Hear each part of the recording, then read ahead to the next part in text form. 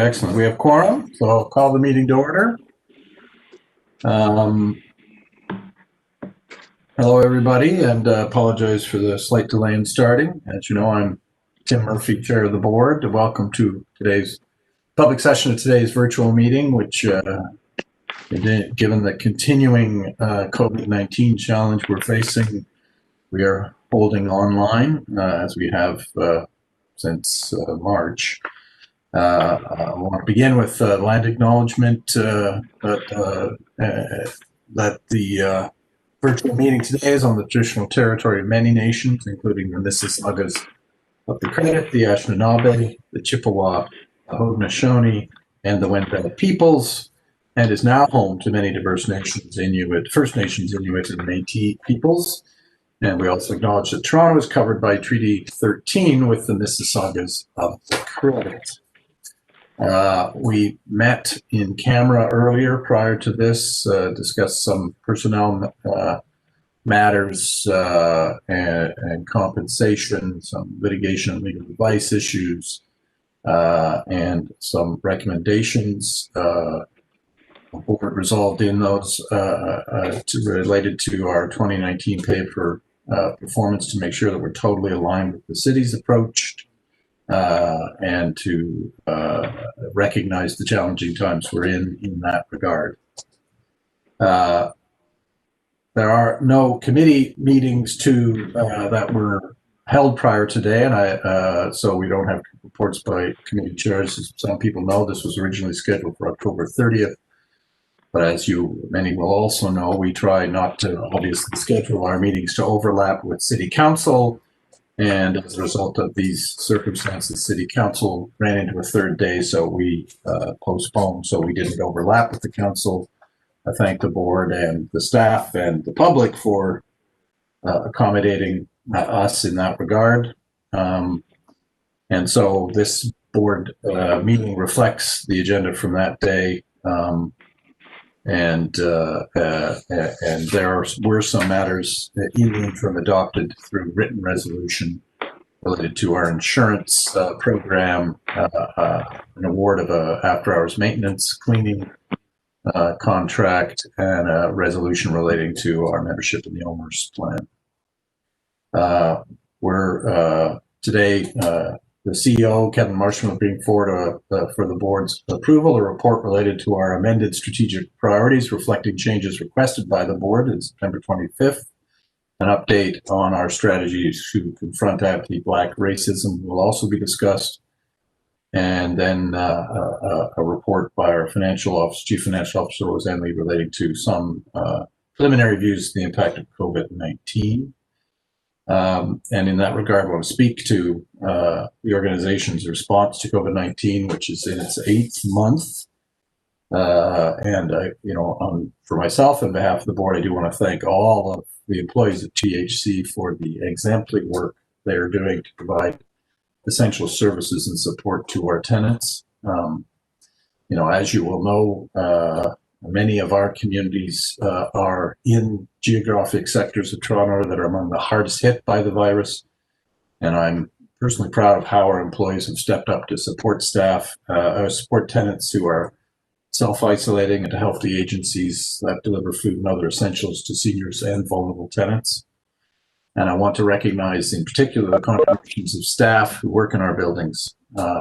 Given the resurgence of COVID-19 and this second wave, we are maintaining the extended 10-hour shift schedules that enable us to deliver enhanced cleaning protocols that hopefully help prevent the spread of the virus and help keep people and our tenants safe. And I want to thank everyone in the company for setting a good example by following the public health advice at work and at home. And by doing so, I want to acknowledge that you are protecting your coworkers, your families, our tenants, and the city from COVID-19. And that is truly appreciated by all of us. So with that, those are my opening remarks. Thank you for your tolerance. Deputations, because obviously, as we've had before, because of this virtual thing, will be slightly different. Dara, where are we on those? So we have a number of written deputations that we have distributed to the board today, prior to today's meeting, and we have 2 individuals who have asked to depute on item number 6, the corporation's response to confronting anti-Black racism, and we'll join those individuals to the meeting at the appropriate time. Great. And I want to thank those who sent in written deputations. We've reviewed them very thoughtful. Thank you, and look forward to the I guess not in person, the virtual, but in-person deputations later. As you know, we're in this virtual environment, so if you want to speak, you can do it through the chat function, or we'll try and see you on the screen. Although sometimes, as you know, that's difficult with both the agenda up at the same time as the video of people. And we're going to vote by show of hands unless a roll call is held and then is requested, and then I'll get the corporate secretary to canvass individually in accordance with that request. So with that, we got the agenda items up. I guess the first thing to do is to see if there's any conflict of interest from any director. Hearing none. Are there any agenda? I guess we need a motion to approve the agenda, and then see if there anybody who wants to hold any items.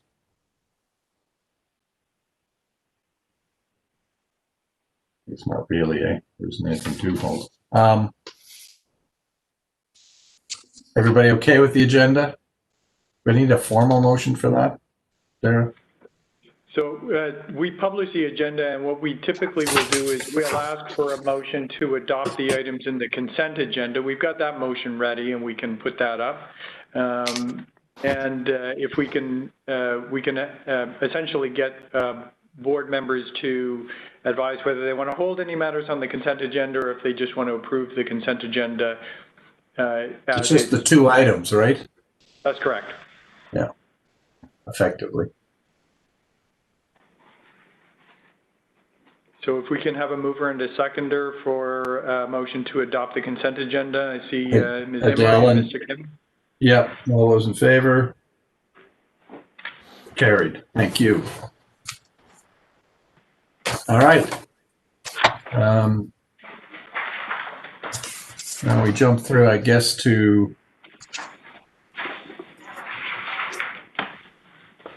our first. Sorry, our first item. Here. Yeah. Sorry, what's that? So I think you're going to item 3, are you? Yeah, business arising. Any business? I would simply like to move receipt of item 7 and number 8. The rest are all in progress. It's fine. Seconder? Can't really see. Adele, are you going to second for me? Can you pull down the agenda, Charmaine?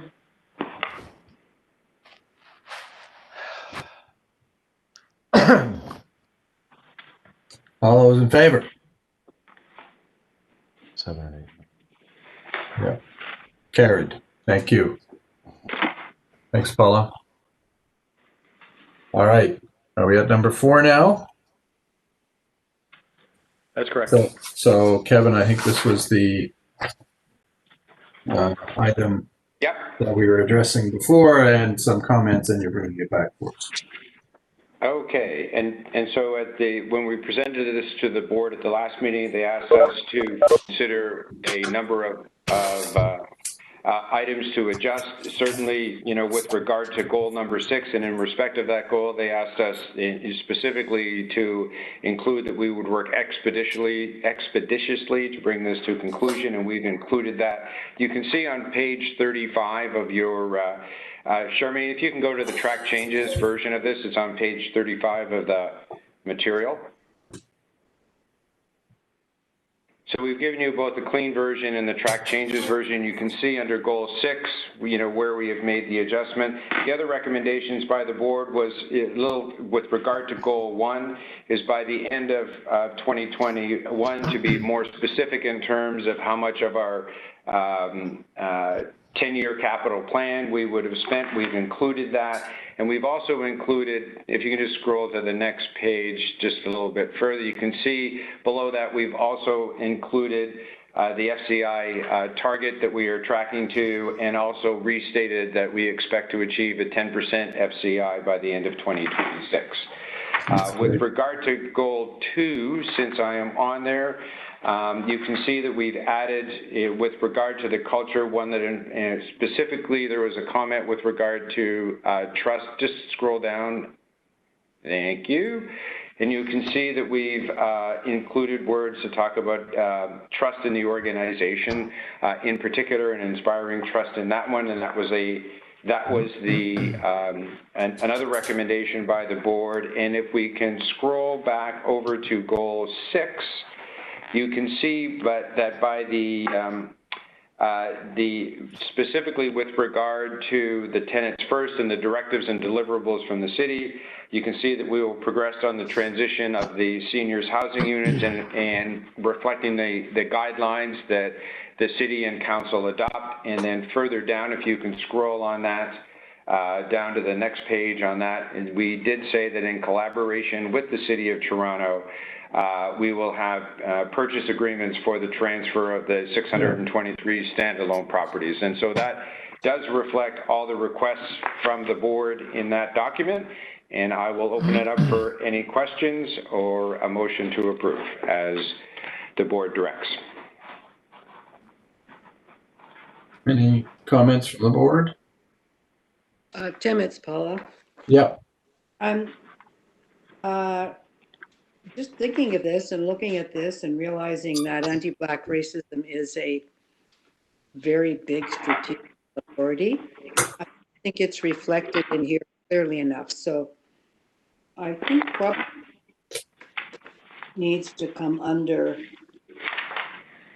Yeah, I thought we talked about it last time, and I thought we. Yeah, we did talk about this last time. It's actually in goal 2. Under strategic objectives. Bottom of the sheet. Develop a TCHC confronting anti-Black racism for staff. And I should amend that for staff and tenants, because that is what we are doing in our strategy. Page 38.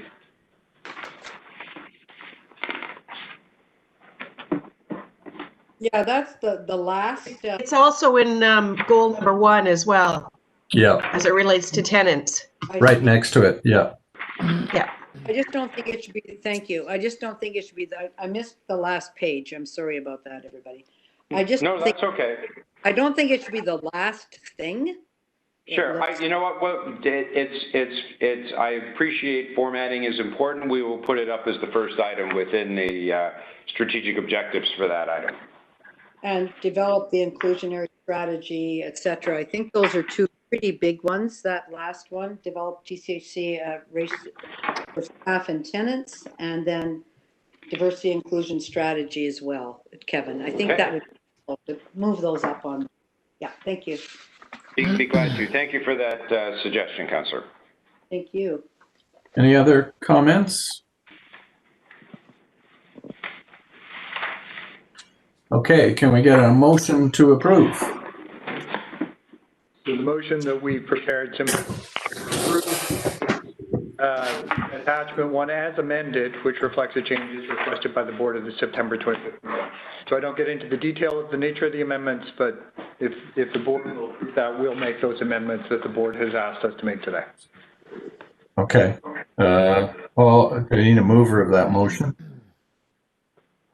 I'll move it. Paula, seconded by Linda. All those in favor? Great. Thank you. That's great. And thank you, board. I've heard some great suggestions, and thank you, Kevin and staff, for that effort. Number 5. So Charmaine's just going to put the material up, and I am going to, assume that the material is read. I'll just make a couple of highlights on this. That through the succession plan, and I would say the TCHC has attempted and had a few false starts on succession planning, and we are bringing we're putting in a planning framework that will actually have some robustness to it and continue on through the organization. And essentially, what the aims of that plan are is to ensure that we have a workforce that's ready and capable to continue the organization's work on a long-term basis, that we've, focused proactively on critical roles within the organization and actively seek to develop individuals in those organizations so that could be candidates for replacement as those roles over the course of time become vacant. That we retain and seek to actively retain employees with TCHC specific knowledge and insurance to, again, to ensure that through natural transition that will occur within the organization, that we don't skip a beat, that we employ individuals at every level of the organization that appropriately address the diversity of the community. And I, point out specifically at the executive leadership team, there's a lack of reflection of in that level of the diversity that, and that is one of the items that we would certainly look to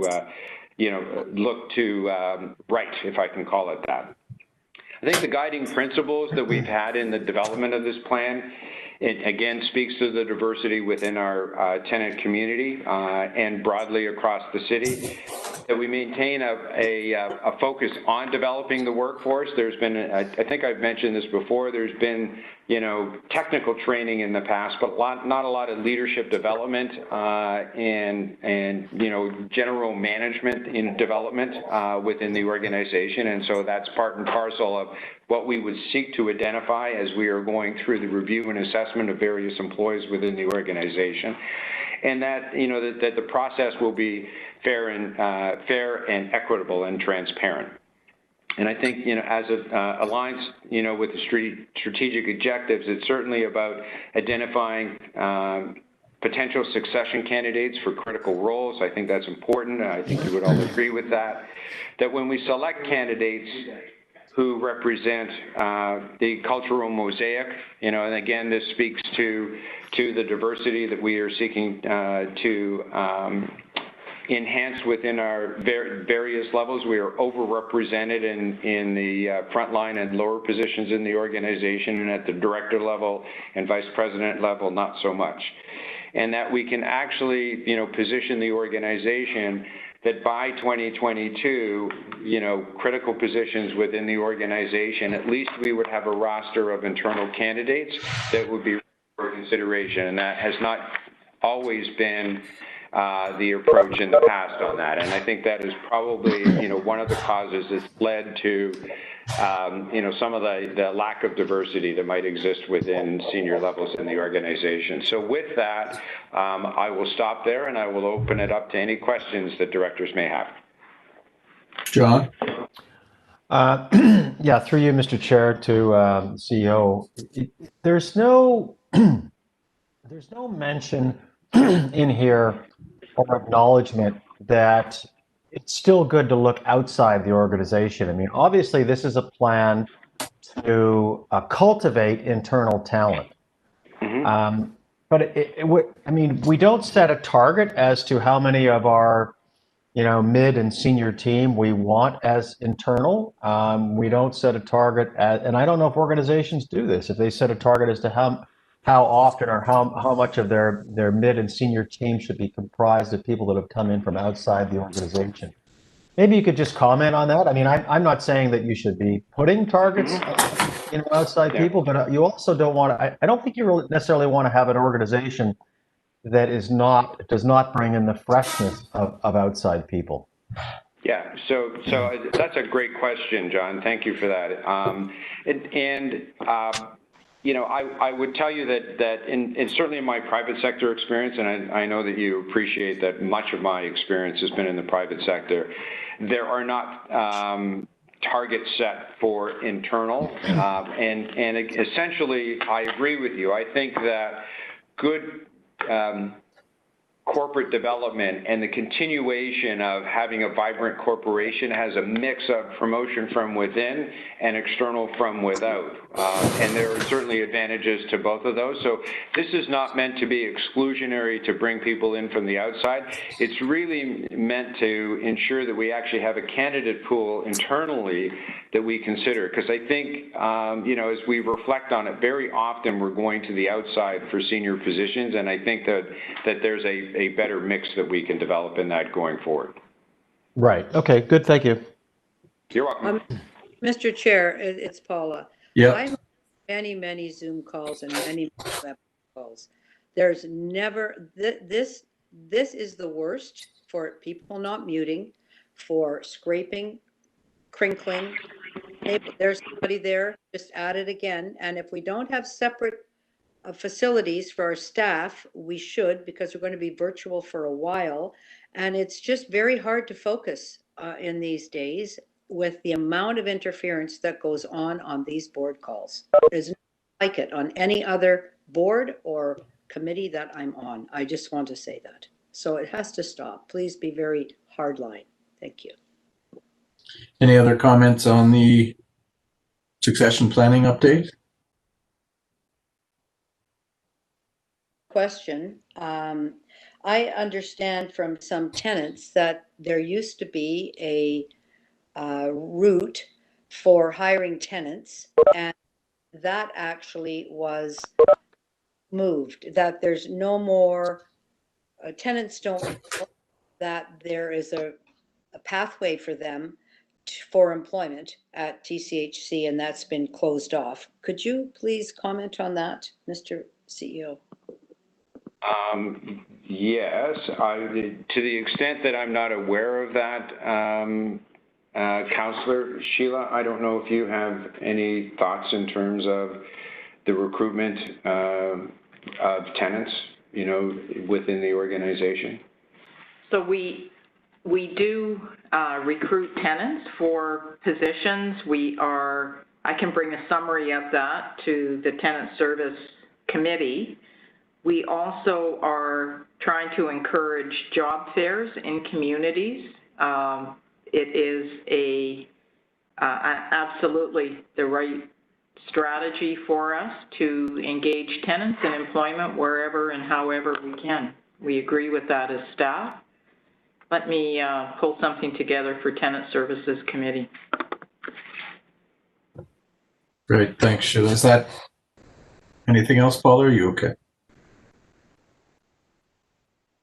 Any other comments?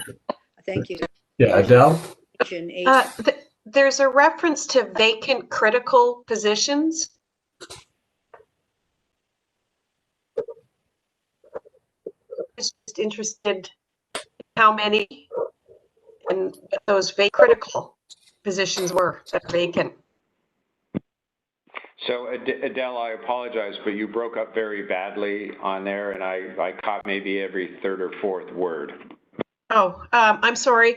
There's a reference in one of the bullets to critical positions that are vacant and the intention to fill them by 2022. I was just wondering how many of those critical positions are vacant and what they were. Sorry. Oh, sorry. I see what you, yes, perhaps, I don't want to suggest that those roles are currently vacant. The intention of that point was actually to describe that what we're looking for is when we have identifying what are the critical roles within the organization that we want to identify for succession within the organization. And it is to ensure that we have a process in place and candidates that could be considered for those roles as early as 2022 if they became vacant. So I can see how you read it that I misunderstood the way it's written. I thought they were currently vacant. It says to fill vacant. Anyway, yeah. I'm sorry, I misunderstood. No worries, thank you. Any other comments from board members? Amanda? Yeah, I was just wondering if there was a specific online portal for residents who are applying for jobs at TCHC? Or is it just the one that's already at TCHC under careers? I suspect it may be the one that exists right now, Amanda, but when Sheila brings her report to Tenant Services Committee, we will expand upon that. Okay, thank you. Thank you. Any other board members? Okay, can I get a motion to receive? Yes, Brian, it's your committee, so you can move. Seconder? Amanda? All those in favor? Carried. Thank you very much. Next on our, apologies. Next, we've got the anti-Black racism. I think we have deputies of this, Darryl. Is Kathleen Dubé. Ms. Dubé, are you on the call? Hi, hello, yes, I am. You can go ahead with what you wanted to say to the board. Thank you so much to the Board of Directors. Question, if leaders of systems replicate current power, can we ever move past a colonial notion of power toward one that embraces Indigenous, Black, and other ethnic systems of knowledge? Sitting with discomfort is important. Examining how you inform yourself and understand your own complicity in supporting the status quo is important to address systemic issues. Ahmed Ali tweeted 10th, 28th, 2020. Acknowledge the Rublin-Tomlinson report of unfairness. Therefore, there is bias. Acknowledge the Toronto Ombudsman's work, stating an increase to complaints, lack of communication, and need for changes as outlined in the recommendations made. Acknowledge TCHC taking steps to confront anti-Black racism. However, let the facts speak for themselves, as partnership with the City of Toronto does not provide third-party support for this important work. Discrimination is unacceptable. Fairness and justice go hand in hand. TCHC board meeting July 30th, 2020. A community member did a deputation recommending Kike Ojo Thompson. This was not the first time Kike's name was recommended. Past deputations from humans identifying as BIPOC, Black, Indigenous people of color, have echoed this. I attended a restructure meeting at 341 Bloor West, second floor on November 19th, 2019, where I was able to meet Barry and John. I heard TCHC's COO, Sheila Penny, speak about some upcoming changes. Sheila Penny said we could email directly at that meeting. I've sent several emails since November 19th, 2019 without a response.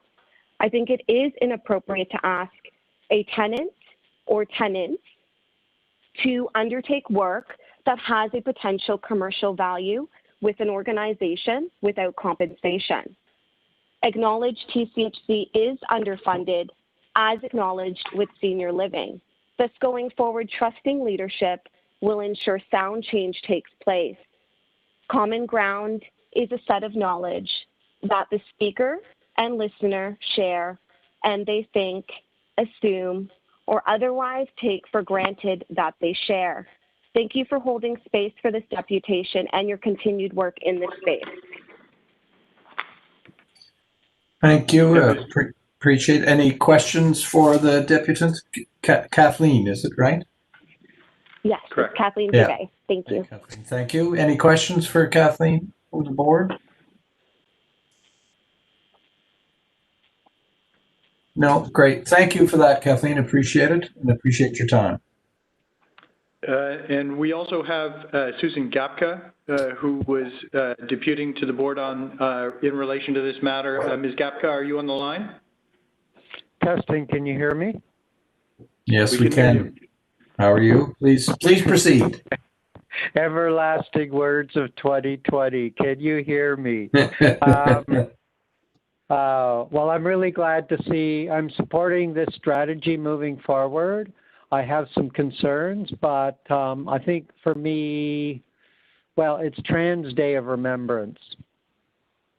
And when I look at this recommendation, I think I'm going to start with that. We're looking at people who need to be housed, Black people, Black trans people who need to be housed in this city, and we need to do more. We all know that. And what I do know about coming from a cup half full, I know that people on this board are all well-intentioned and working really hard, both in their primary careers and on this board. So just want to acknowledge that, and acknowledge that as an individual who has housing, it has made a substantial difference in my life. But I'm not Black, but I have been involved in much of tenant engagement over the last 10, 15 years. And it has occurred to me, and I pushed for, and I actually called, said, you've got to do better, when the CEO released the original statement on anti-Black racism, and you need to do better. And so now we're seeing some evidence of that. I'm really thrilled to see that tenants have been added to the revised version. I'm looking at a November 20th document, and that my experience is that, and my recommendation is, I guess maybe I'll just go with that, is that anti-Black racism and a human rights equity lens should be embedded in the tenant engagement model. And I've had such a hard time getting that here. So I'm really hoping that that lands well with some of the directors here as you move forward and the people implementing it. I can tell you from experience that when a racialized manager was in the room leading the conversation, there was differential treatment than when a Caucasian, a white person like myself of Canadian citizenship was leading that conversation. And it really bothered me so much that, and I learned so much about how racism operates. And so I really want to see this embedded into the tenant engagement model if we ever get to it. I've heard that elections were set for November 20th, which is a bit of an affront on Trans Day of Remembrance, which is a significant day for trans people. So, and I'm just going to pull on the bullet point. I don't have a timer in front of me on my desktop here.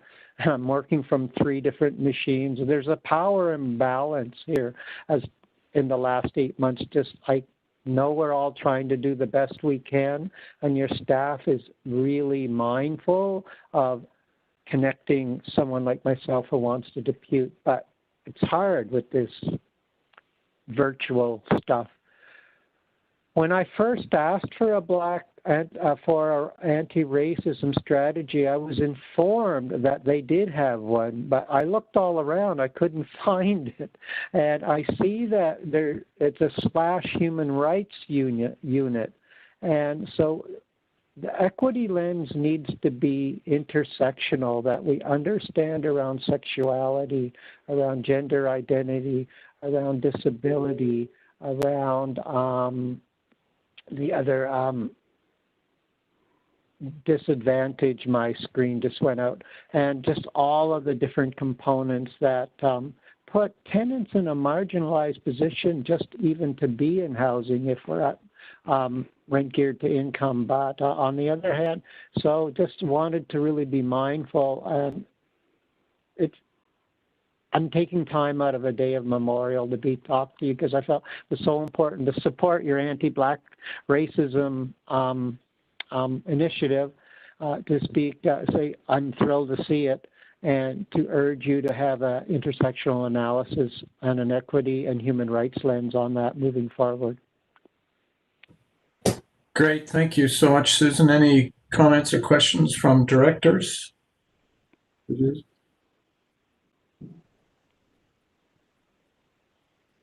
I think Ms. Coombs has a question. Oh yeah, go ahead, Amanda.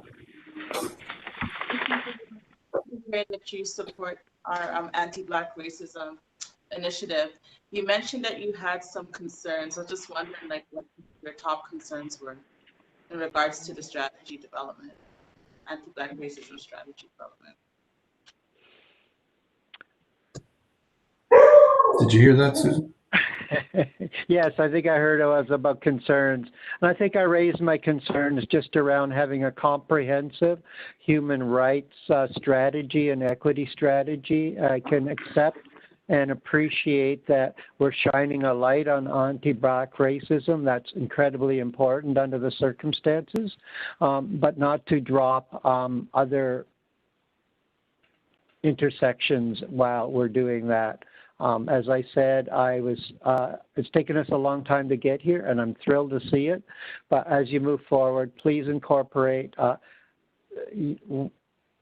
I don't think TCHC has had a human rights officer in a few years. They just kind of evaporated, and it's those kind of things that draw me concerns. And I got a little feedback, so I stopped talking. But yeah, move forward with an intersectional lens, an equity lens. Thank you. Thank you. Any other directors? Great. Thank you, Susan. Appreciate your effort at deputing. Thanks. Have a wonderful meeting and good luck to everyone. Thanks, you too. All right. So with that, I guess I'm turning it over to you, Kevin, to speak to this. Yes, thank you. And Danielle, can you pull up the presentation, please? And just before I start the presentation, I wanted to introduce two staff members who will be assisting me in the presentation and the discussion today. Nadia Goya, who is our Director of Programs and Partnerships, and she is part of Sheila Penny's leadership team and operations. I'd also like to introduce Evelyn Apanza, and she is our manager of strategic development for confronting anti-Black racism. Evelyn is a recent addition to the organization. She joined us in September from the city, where she held a position with the city's Confronting Anti-Black Racism unit. So welcome to both Nadia and Evelyn. And with that, Kevin, just before you go, can I ask everyone who's not speaking to mute themselves? And I can see a couple of people who phoned in and might be staff who appear not to be muted. And just because we started to get some feedback. Hey, Tim. Great, thank you. Okay, thank you. The events involving Black citizens, both in the United States and Toronto this past spring, led Black staff to reflect and begin discussions around anti-Black racism at TCHC. In the last 6 months, TCHC has made confronting anti-Black racism a priority for the company. Today, we are here to share with you some of the work that is going on, and to talk about the many conversations that we hope to have as we continue to work on a comprehensive strategy that will be presented to this board for approval early in 2021. And I think our expectation is that we would bring this to the board, presumably that our first meeting is in February. The intention is to bring it to the February board meeting. So let me start with by giving you a brief summary of the work done to date and the work still in progress. So in response to the concerns raised by Black staff, we reached out to the Confronting Anti-Black Racism unit at the city and initiated anti-Black racism training with the executive team and all people managers at TCHC. We have continued with ongoing communication and bi-weekly meetings with senior Black operations staff and the ELT members on how we as TCHC can move forward on advancing an organization strategy around confronting anti-Black racism. Through this process, we have learned that we have not always taken into an account in an intentional way, and I stress that, in an intentional way, how systemic anti-Black racism impacts the lives in our spaces. This is the sessions that we're having with tenants is actually an intentional way of us saying to residents that we are committed to addressing anti-Black racism and that we want to know and understand how it impacts their lives as residents and what we can do about confronting anti-Black racism. So just as a summary of where we have come to date, in July, our Black Staff Caucus hosted 5 healing sessions for staff to share their experiences, their thoughts, and their recommendations around anti-Black racism at TCHC. Close to 100 Black staff attended those first 4 sessions, and a further 88 staff, which included Black employees as well as non-Black employees, attended the all-staff session. To support us in this work, as I've introduced earlier, we've developed and resourced a team which officially started in September. The manager of CABR Strategy and Development and a policy development specialist started in mid-September. And we've also onboarded 6 interns that were hired to support the strategy development process in early October. This team actually came about as a result of advocacy over the course of the summer from Black staff and other Black leadership within the organization, seeking to address anti-Black racism within the organization. And it also comes as an acknowledgement from senior leadership in the organization that TCHC has not properly addressed the realities of anti-Black racism in their communities or as an employer. I'm now going to ask Nadia, as I mentioned, our Director of Programs and Partnerships, along with Evelyn, to share in more detail what we heard during those sessions. Nadia? Thank you, Kevin. So what we heard, through the initial process of listening to Black staff through the healing circles held over the course of summer, the following points were raised as it related to the experiences had at TCHC as a result of anti-Black racism within the organization. These points only partially capture the reality of anti-Black racism, however, reflect the thoughts that were shared from staff. For both Black staff and tenants, anti-Black racism exists in TCHC and in its communities. There are inherent biases built into TCHC policies and procedures that disproportionately harm Black staff, tenants, and communities. TCHC has announced attempts to confront anti-Black racism in the past. Those attempts have failed and are perceived by Black staff as disingenuous. For Black staff specifically, Black staff feel undervalued. Black staff are hesitant to escalate concerns, and if they do, the company is not well equipped to hear them. Black staff are underrepresented in senior management and at the executive leadership table. For Black tenants, it was identified that a CABR lens is not applied in the development of company decisions, policies, and procedures. Black tenants are underrepresented in decision-making processes, and economic development opportunities have not been leveraged to assist Black tenants in moving out of poverty. The healing circles were a central place to start this work because as a corporation, we've never asked staff about how Blackness impacts their experiences at TCHC. So I'll turn it over to Evelyn, who will speak to the rollout of the strategy process. Hi, everyone. Thank you for having me on this session. So I just want to speak to the work plan. So in October, what my team did was develop the CABR principles. And what these principles did was to take into account, what our engagement strategy looks like for tenants and for staff. And the principles are guiding that engagement. And so the principles were created in a way to ensure that the consultations that we're doing are meaningful and would minimize and not cause harm to the tenants that we're in communications with. We were also trying to ensure that we're going to be able to speak to a diverse range of staff and tenants, including taking into account specific intersections that Black people face. And so that was the development of the CABR principles. We also created the stakeholder engagement plan, which was to connect with various stakeholders, community organizations, residents, resident leaders, et cetera, to inform our consultations and who we'll be speaking to. In November, we scheduled 3 talkback sessions.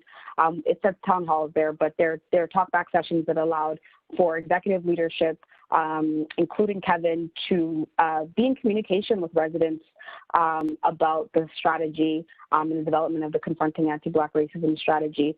2 of those sessions have already been held, and there's going to be 1 more next week. And then we also began the tenant, staff, and external engagement sessions. And so those have been consultation sessions with both staff and with residents in communities. December, we're going to continue the engagement sessions, and all of these consultations will be informing the development of the strategy. So in January, we plan to have the first draft of the strategy completed, which will include feedback from stakeholders into the first draft, and then finalizing the draft in February and presenting it to the board. I think Kevin's going to speak to the last slide there.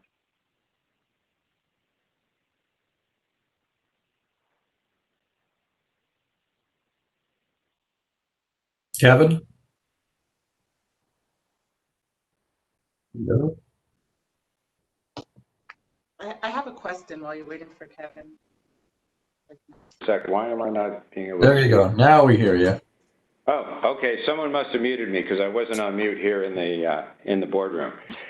So I just wanted to say, thank you, actually, Nadia and Evelyn, for sharing that work, and thank you for the insights that you continue to provide us in our biweekly session, in our biweekly sessions.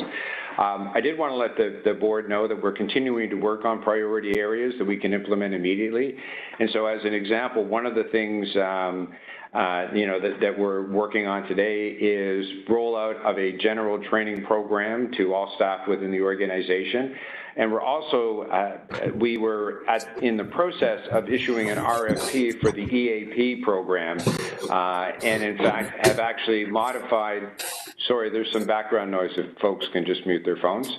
There was some input that was suggested about how we could modify the requirements of that EAP program to address more directly issues that Black staff might face, including the ability to have Black service providers under the EAP program. And so certainly and with regard to strategy development, the Black staff, have, as you heard Evelyn mention, have started to develop an engagement strategy, and they're holding the tenant sessions and further sessions that they're dealing with, employees, people in the community with particular expertise in confronting anti-Black racism, as well as tenant service providers. And as I mentioned, we continue to hold biweekly sessions with the senior Black leadership and the Confronting Anti-Black Racism team. And Dara, Paula, and Sheila and myself attend those meetings. And so with that, I will close the presentation and open it up to any questions you might have.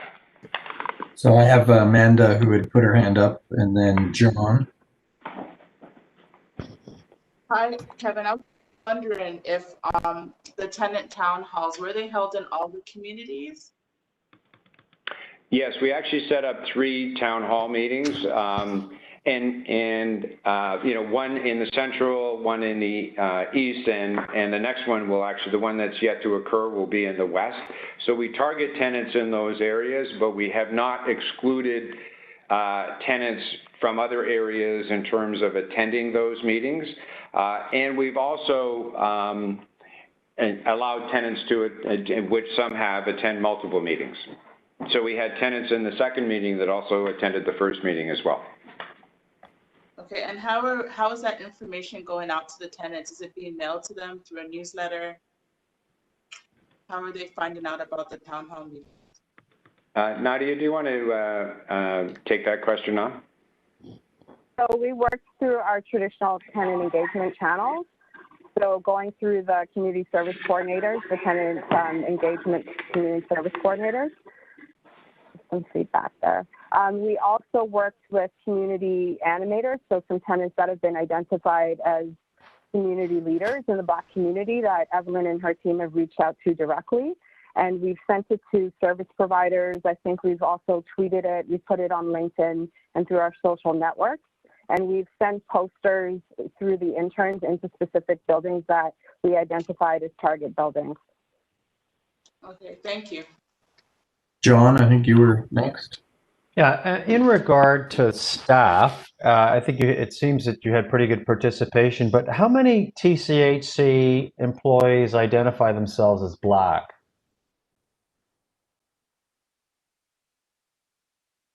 No, I think it's 53%, John, identify as visible minorities. Not all of those obviously are Black. If I can come back to you on that, I seem to think it's in the 30-ish% range, but I might be overstating it. So if you can, I'll certainly provide that information. I mean, so you had 100 participants in the healing circles. Presumably, you got a pretty good representation of how the employees feel. I'm just trying to get a sense as to, you know, what that 100 people represented of the overall staff population. Well, rather than me guessing on that, why don't I provide that information back to you? Okay, thanks. And I guess the other question I would have is, are the sentiments felt by Black staff echoed by other minorities?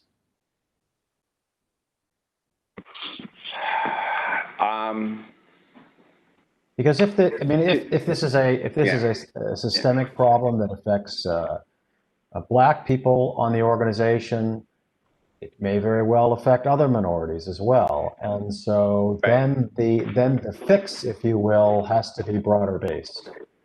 So let me, in terms of the discussion that I have with regard to the training sessions that the initial training sessions that we've started, which are whole day training sessions, I think the anti-Black racism experience is somewhat unique. Because the magnitude of it on a global basis and the history of it, in that this has been a 400-year experience, and I think that to the degree I would say that it does reflect other minorities feel, some of what the Black community feels. But let me give you an example. One of the senior Asian community leaders, not community leaders, senior managers that works in the organization was just having a very candid conversation with me, and it was around the time, it was probably in the June timeframe, John, and so particularly if you reflect back then in COVID and where COVID was, and people were, it started in China, so people of Asian descent were feeling, and this individual reflected it to me, were feeling, somehow that they were, people were looking at them suspiciously and that sort of stuff. But he did acknowledge, that the experience that his perception of the experience of Black individual was different. And he used the example, he said, I can't ever imagine getting carded in a community.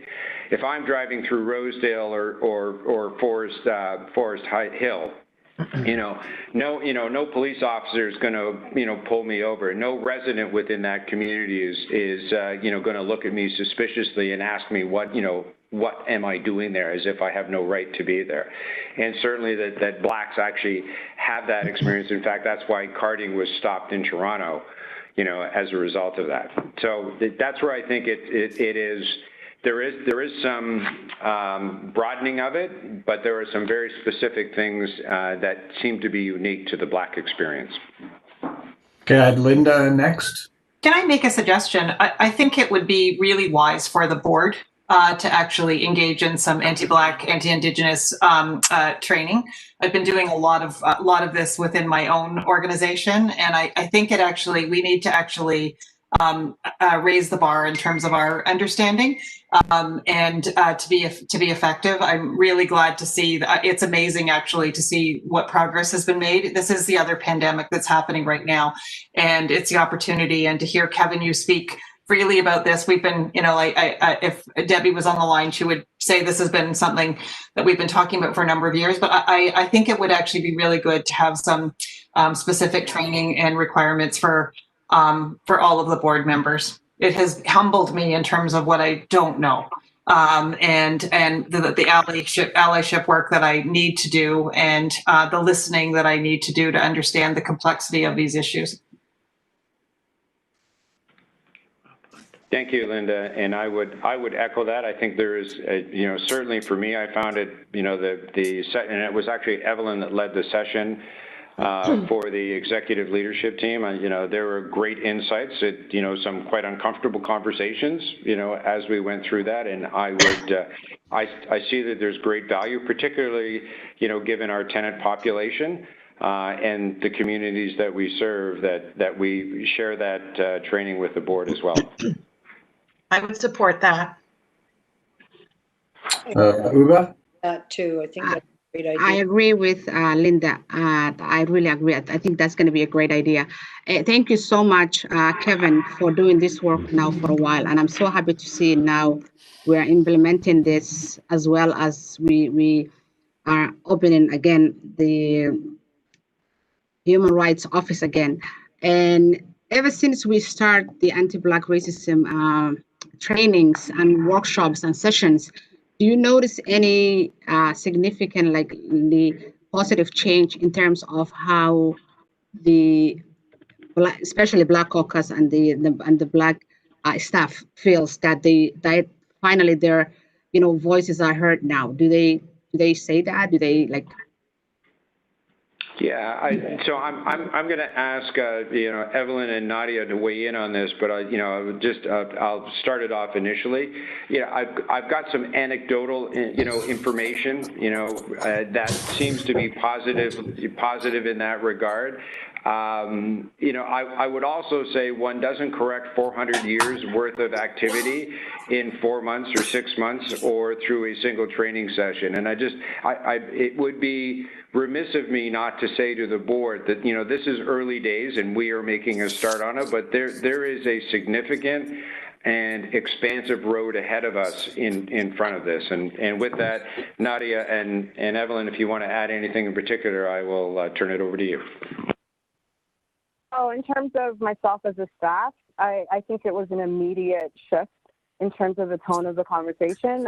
With my colleagues that were in the session with me, we've had a lot of difficult conversations after the training, just in terms of our individual experience of racism in the organization. And I think for some of, in particular, senior management, to hear from their peers what the experiences are for Black staff, even navigating the spaces that we kind of share, I think it's been incredibly effective. So I definitely think it's the start of the conversation. I don't think it's the end of the conversation, but it's definitely started conversations I've never had here. So I'm certainly encouraged by it.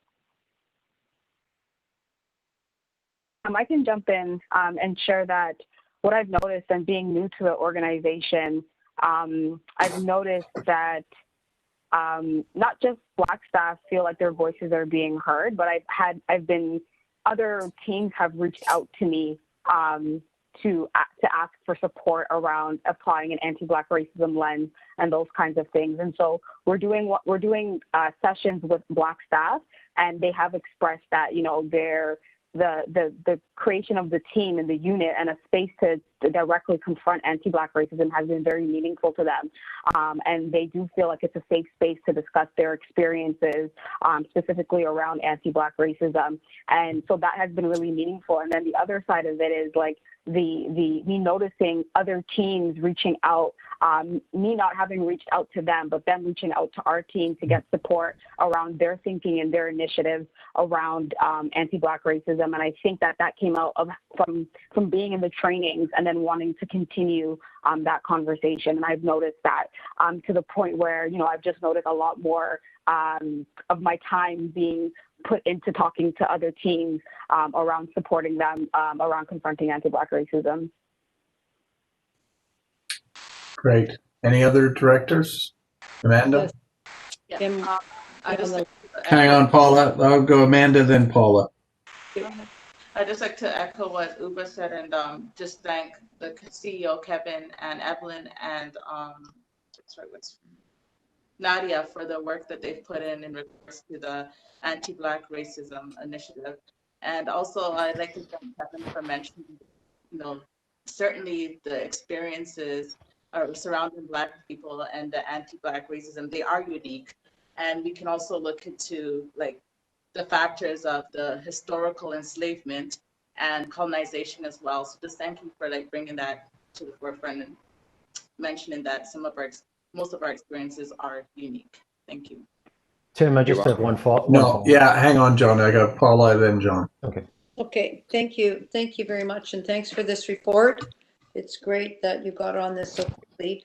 I do very much support what Linda said, and I actually think that this report should reflect that. And perhaps, Linda, you'll move that we include board in the confronting anti-Black racism at Toronto Community Housing, that's an important component outside of staff and tenants, also our board. That's the first thing. I'd just like to know what the reporting relationship is with these two fantastic staff that have presented to us today. Either Kevin, maybe you could say, is it where are these roles nested in the corporation, and what is their reporting pathway? Sure, I will. At this juncture, as we are getting developed, Evelyn and Nadia are working very closely together. There is, in terms of representation of Black senior leaders, there is greater representation in the Black senior leaders in the operations group than there is elsewhere. This is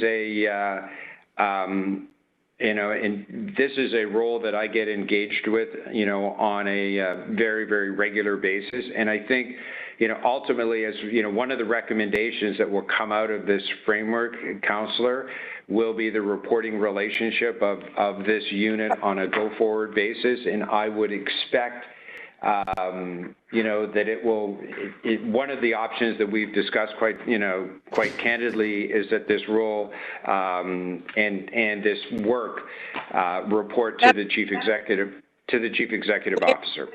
Report today, not tomorrow, today. Yeah. What is the reporting relationship and to whom? It is in terms of, on a day-to-day basis, Evelyn is working with Nadia, but there is an informal reporting relationship directly to me. That is the best way to describe it today, Paula. So nobody's reporting through HR? No, it's not reporting through HR. These are two positions that are reporting directly to you. I think we need, as the board, we need to understand. They're reporting to the CEO. Yeah. That's the way that works. Right? You're confirming? On an informal basis. And, so, for the work that they're doing, Nadia is part of Sheila's leadership team. So Nadia has a direct reporting relationship with Sheila. Nadia was very active and very helpful in getting us along on this way. So as the work is being done, and right now, one could almost look at it as a project. She is continuing to help me in the day-to-day activity on this, but we have biweekly meetings where this is reviewed with me and the progress of what we are doing. So I would tell you, that I want to be crystal clear on this. I don't want to mislead the board. This is not, on an org chart formally report to me, but in fact, de facto does informally report to me. And I expect that the recommendation going forward is that it would be formalized once we've got the strategy development, that it would be formalized, that it would report to the CEO. That's fine, but I'm sorry to belabor this, but employees have a reporting relationship. They're not consultants, they are employees. And I'm hearing Nadia is reporting directly to Sheila. And Evelyn, I think it's important that on this really critical issue that we have very clear lines of a reporting relationship. Yes, but it is now, not later. I want to know. So the way I would characterize it, and I am answering your question, Councillor, the way I'm characterizing it's a dual reporting relationship. Nadia has scope beyond just, the confronting anti-Black racism work that she does for Sheila. And so there's a dual reporting relationship. Functionally, regarding the anti-Black racism work that is being done, it reports up to me. The day-to-day care. Yeah, go ahead. Seeing where that sits, and you're telling me that sits as CEO currently at the CEO level, direct reporting relationship, and also a reporting relationship to the COO. So I just am sorry to do this. No, but that's fine. organization that has an organizational chart, and it's not reporting somehow to the positions, don't report to HR, they don't report here. There's a line at this moment that shows their report to you. That's what I'm asking. Yes, and that is as I've described it. Well, okay. We want you to strengthen it. That's what you're saying, Paula, to strengthen it to some degree. Formalized that the board. And maybe the work could, like the recommendations that the CEO was accountable for the recommendations that come from that group. Understanding that people have actually other parts of their positions, but I think it's critical. I agree with you, Paula, that it actually is a CEO accountability. And at this juncture, when we look at the org chart, we would see those direct lines to the CEO because of the importance of this issue. And I'd like to have, thank you, Linda, that's helpful. It shouldn't be fuzzy. It shouldn't be we're going to. It should be here's the reporting relationship, here's who's in charge, here's what's going on for everybody's sake. So I'm expecting that, and if it needs to be cleared up, I don't think it was as clear. It wasn't as Linda just said. I can assure you that it is clear within our organization that this activity reports directly to me, Paula.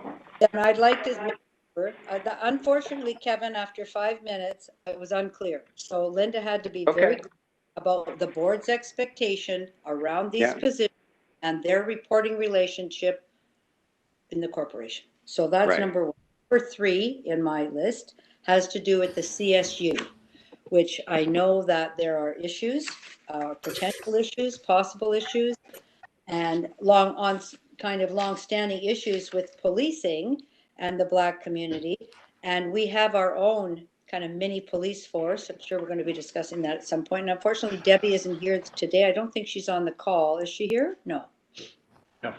But how this whole piece is being dealt with at the CSU level, what's going on with the CSU? Are we reflecting different relationships than perhaps the police have had in the past?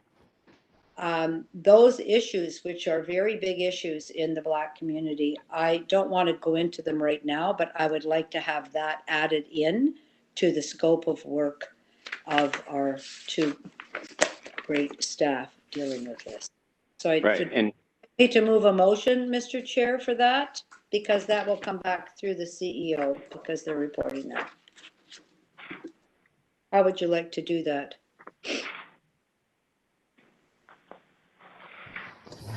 It's your thing, so you tell us. We tell you? Me to tell you, or I'm asking? I don't know what. So sorry. I mean, this is as I understand it, what we're getting is in effect a status report on a review of anti-Black racism and the development of a strategy for the organization.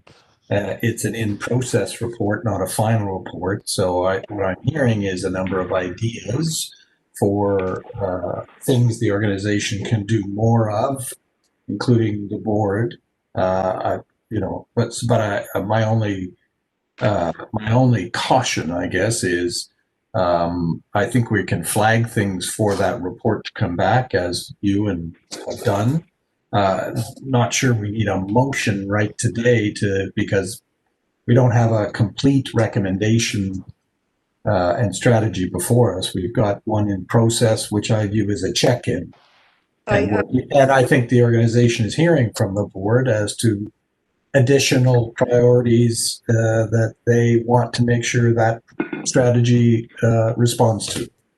So let me be clear on that one then, that I'd like to make sure today, number 1, we're adding the board to the strategy, and that was helpful, Mr. Chair. Number 2, that we are clearly articulating the reporting relationship of these 2 important positions.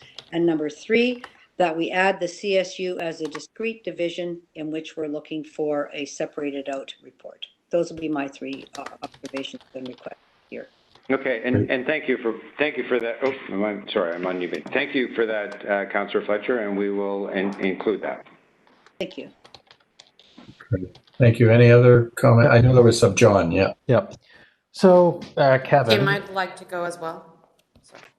So, Kevin, how we'll put this all in motion, and then what will success look like? What is the accountability here to the board, to the organization?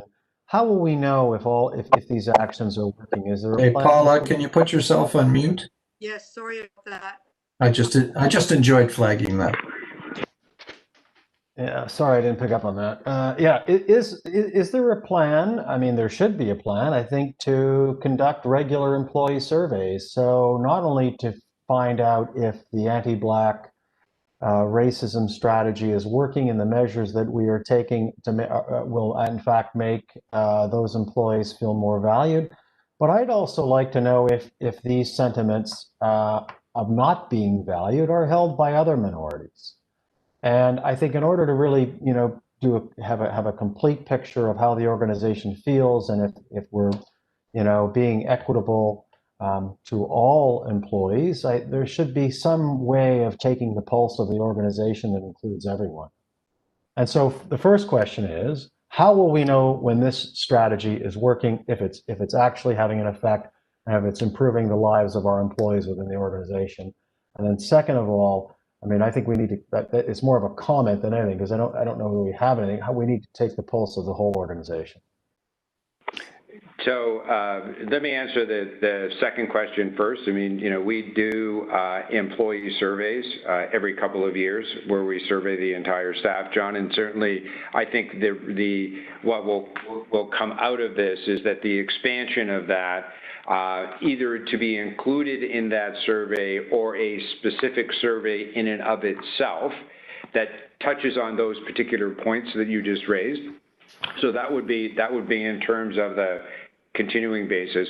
Relative to the measurements of success and how we measure success, that work is still under development, and that is part of what we are going to be bringing to the board in January. That's, and is being informed by the dialogue that Evelyn and team are having, with the subject matter experts in the field, with tenants, and with our employee groups as well. Evelyn, if you want to add on, specifically some of the thoughts that you have around that, go right ahead. But I know that it's still forming in your mind relative to the metrics. Yeah, one of the things that we're trying to be very intentional about is making sure that the accountability mechanisms that will come out of this strategy actually reflect something that staff and tenants will engage with. So one of the things that we've learned historically is that, Black communities don't feel like the accountability measures that exist are accessible to them, or that actually respond to them when they are concerned, and those kinds of things. And so through our consultation, we're trying to hear from folks, what does a meaningful accountability mechanism that you will actually engage with look like? How would you use it? How do you see it as being impactful? And asking those questions very intentionally, because there are accountability mechanisms that already exist, that folks don't utilize because historically they've not responded to their needs, and have not been easy for them to engage with those. Oftentimes these accountability mechanisms require the person that has experienced the wrong to explain it in a way where sometimes the system doesn't hear them. And so we want to ensure that whatever we create, folks have the capacity to engage with it, and it's sustainable, but actually represents something that people would use, especially when it comes to confronting anti-Black racism. And then I wanted to respond really quickly to your other question around like other minorities in the organization, other racialized folks. And so our focus on confronting anti-Black racism is really focused on what the outcomes for Black people look like right now in our communities. In Toronto, for example, and we know that those outcomes are really detrimental to Black people. And so while other minorities, their experiences, other racialized folks, their experiences are not being minimized here at all, it's really thinking about that the outcomes for Black people will look very differently than the outcomes for other groups of people. And so our focus is to remove those barriers and increase the outcomes for Black people, while also taking what the city, even the city's Confronting Anti-Black Racism unit uses a targeted universalism approach. And that approach states that if you remove barriers for a targeted group of people, it also removes barriers for other groups of people who might experience those similar barriers as well. It doesn't mean we cannot focus on a specific group. We can target a specific group, but that the removal of those barriers will also improve other folks' experiences as well. And so, you know, and when I am talking to staff and I'm having conversations with staff, it's recognized a lot by other staff, other racialized staff, that their experience is not the same as the Black staff. Folks recognize that and are actually really willing to engage in a process that is allowing us to confront anti-Black racism. And I also speak largely of the targeted universalism approach that will allow us to also remove barriers for other people while focusing on the Black community. So I just wanted to add that to the conversation, and I hope that helps in sort of responding to that question. Yep, no, that's very good. Thank you. Any other, was it Anna who wanted, or? Yes, Yeah. I just have a couple of questions. I mean, when I look at this issue, I see almost three fronts that we have to move, right? We have to move in the corporation, you know, how we deal with everything from our employees, from our vendors, our policies that we have, and confront anti-Black racism and all that.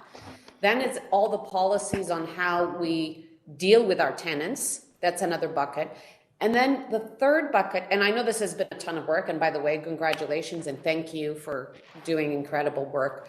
But I'm just wondering if you have in the back of your mind the third bucket, which needs a bit of cooperation with the city, which is also how do we support our communities and give them the tools as well, which is, I think, needs to be a bit of work between us and the Confronting Anti-Black Racism Office and the strategy that the city has. So how are we bringing those together to also support our communities that way?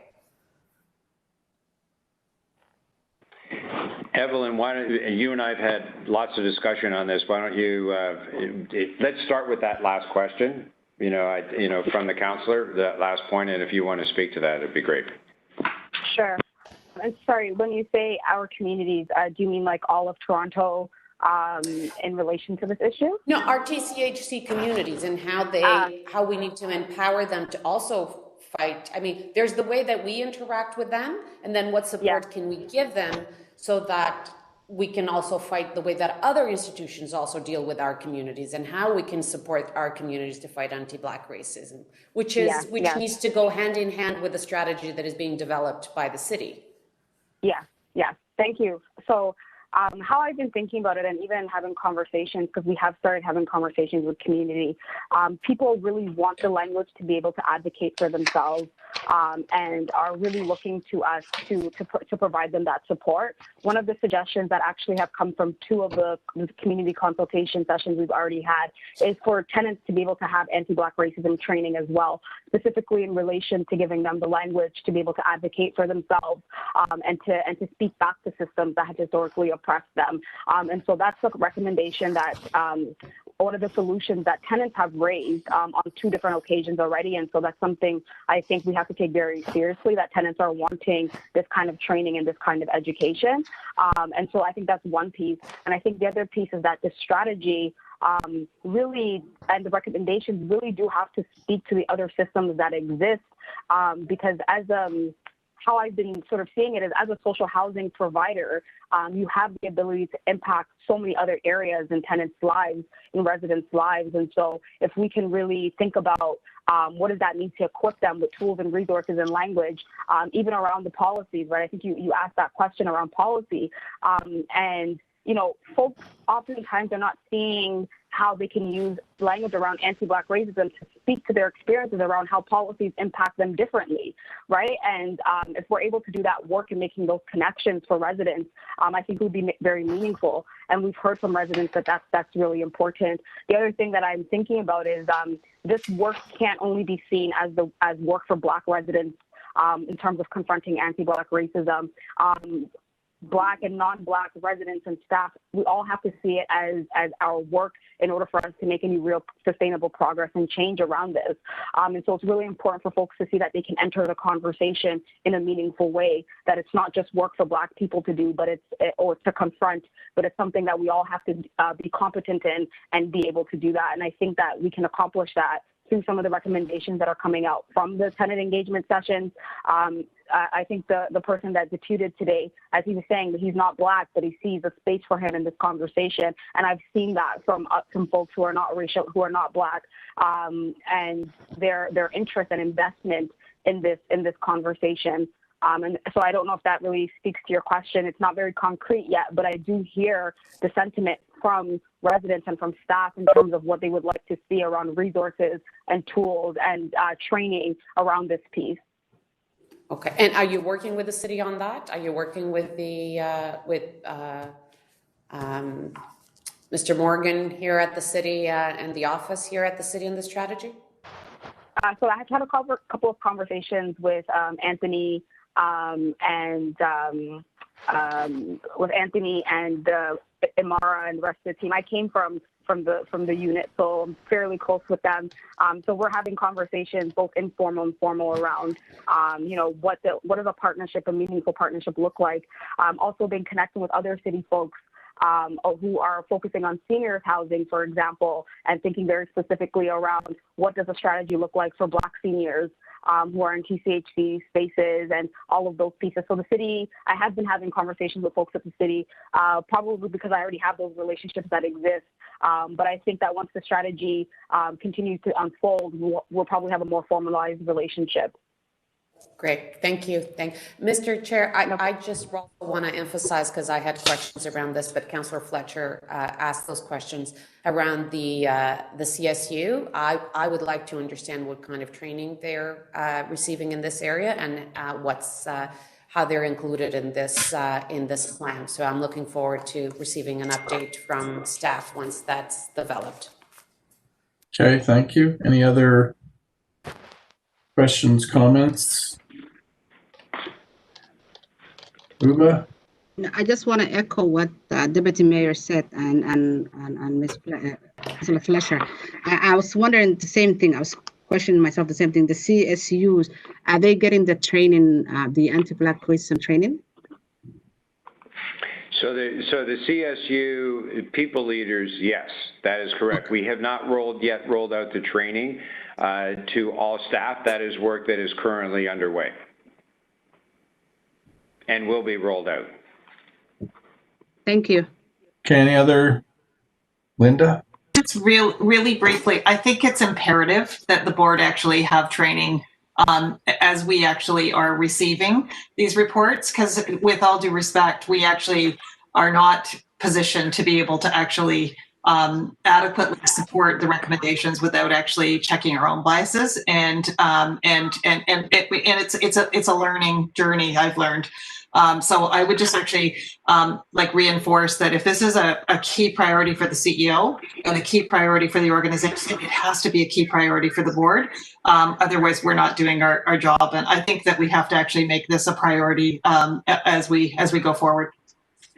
So, Linda, I think that's as I've been listening to the conversation, it's struck me in a somewhat similar tone as well. And so recognizing that we are about to enter December, and December is a month of difficulty for arranging other meetings, what I would suggest, if the directors are in agreement, that we will look for a date in the early half of January, in the first half of January, where we can actually deliver this training, so that by the time you see you'll have had a chance to reflect on what all the people leaders went through, or the training that was provided to the people leaders at TCHC, and it would also better position you in terms of the richness of your understanding of this for receipt of the recommendations that we're going to bring forward to the board in February. Exactly, and maybe Evelyn and Nadia, who you're fantastic, could even provide a few reading. I've read a lot recently, and there's some great books that maybe you could, as we're all in quarantine. Let's talk about race, white fragility, a number of great and some great podcasts that maybe just to actually get us started. But I'm really excited to see us get up to speed on this. Thanks. Yeah, Linda, I actually already have a list of readings, YouTube videos, and a bunch of stuff that I can share that can be sent out. And I think I want to just quickly mention that it actually we've been hearing from tenants that there's a need for the board to have this training as well. We've heard that loud and clear from tenants. So it was going to be one of the recommendations. So I guess we're ahead of that anyways. Any other board comments? Amanda? Hi, Kevin, I was just wondering if there is a timeline for the training for the CSU. Not a hard timeline at this juncture, Amanda, but that would be part of the dialogue that we bring back to the board. It's Paula again about the CSU. It's more not just the training of the CSU, it's actually the kind of interactions, the placement of the CSU. It's the only staff that have, the ability to act in an enforcement way on our property, and to understand if the unit's relationships with the Black community or Black tenants are strong and respectful, or if there's any issues. So that's the other thing that I'm looking forward to. And I said those three things: add the board, be clear on the reporting relationship, and look at the CSU in discrete division from all angles, not only the training angles. So I'm glad I had a chance to kind of deepen that discussion. Training is great. But what does that look like from a tenant's point of view? Thank you. Any other comments? I guess, can we get a motion to receive? I think Mr. Smith has a question or a comment. Unmute, Brian. Charmaine, can you take him off mute?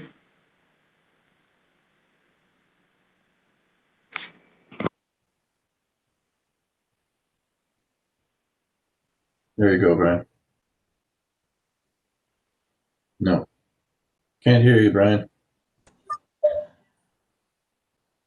It shows he's off mute, so yeah. It must be an audio on his end. Where is he? No. Anybody else? Amanda? Hi, I have another question in regards to the CSU. And I was just wondering if there's like a lot of cultural diversity amongst our current CSUs. The CSU, about 46% of the CSU special constables are identify as Caucasian. I think, if memory serves me correct, I think it's around, is it 18%, Sheila, that identify as Black? Just looking for that. And so, Amanda, it's actually one of the items that's coming to TSC next week. 19% identify as Black. Thank you. Okay, Brian, no, you're not working, Brian. It's audio at your end. Take your video off and try. Yeah. I see your finger a lot. Tim, I will, why don't I take it on to follow up with Brian on what his question is, okay? Sure. Thanks. So are we motion to receive? A mover for that? Moved, and thank you. Uba will move. I had Linda second. All those in favor? Great, excellent. Thank you. Thank you, Evelyn and Nadia, as well. Appreciate your coming to the board and talking to us, and I'm sure we'll see you again. All right, I think we have just our meeting agenda, and then I guess we may have a chance to go back to talk in the private session for 20 minutes before our time's up. So I will just for meeting agenda that we adopt that in principle. and that we also understand that other meetings may be needed, but we adopt the schedule in principle. Yeah, I mean, I think we've shown pretty clearly we have meetings when we need them.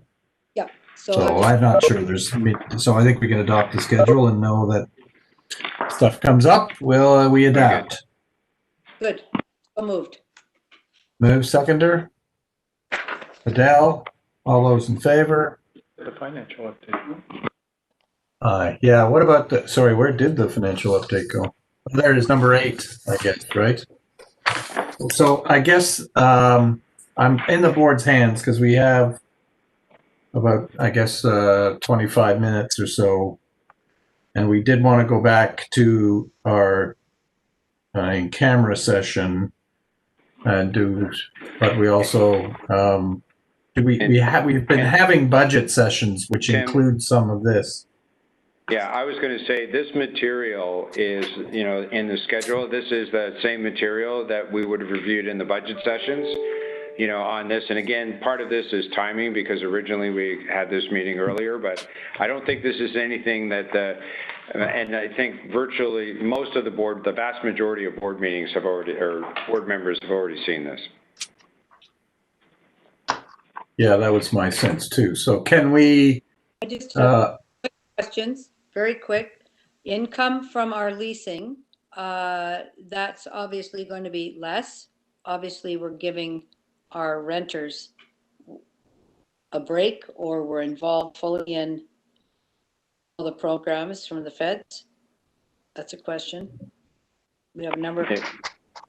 Yes, that's correct, Councillor. Thank you. And second, there's 115 units delayed in Leslie Nymark. What are the construction impacts that's causing that delay?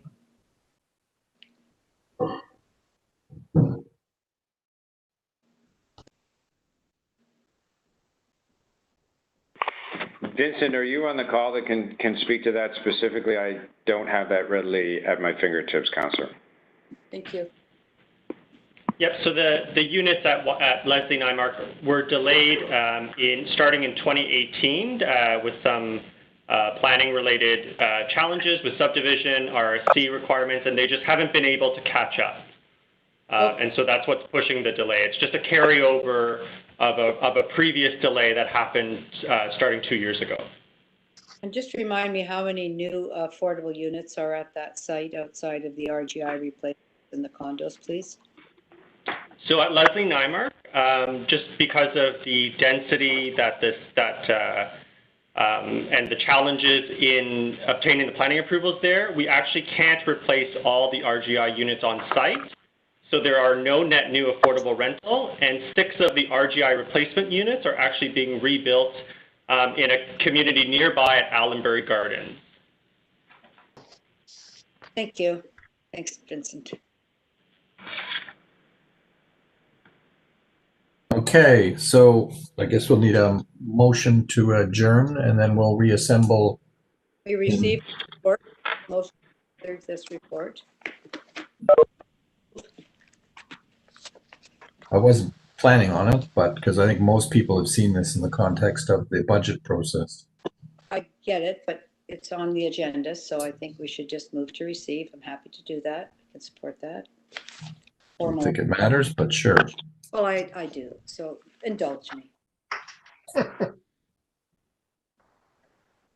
Okay. Is there a seconder? Well, all those in favor? Thank you. Received. Thank you, CFO. Well done. Fastest agenda item ever. Okay, so we're going to motion to adjourn and then we'll reassemble in 3 minutes back in camera. So motion to adjourn. Paula, seconded by Adele. All those in favor? Thank you. So we'll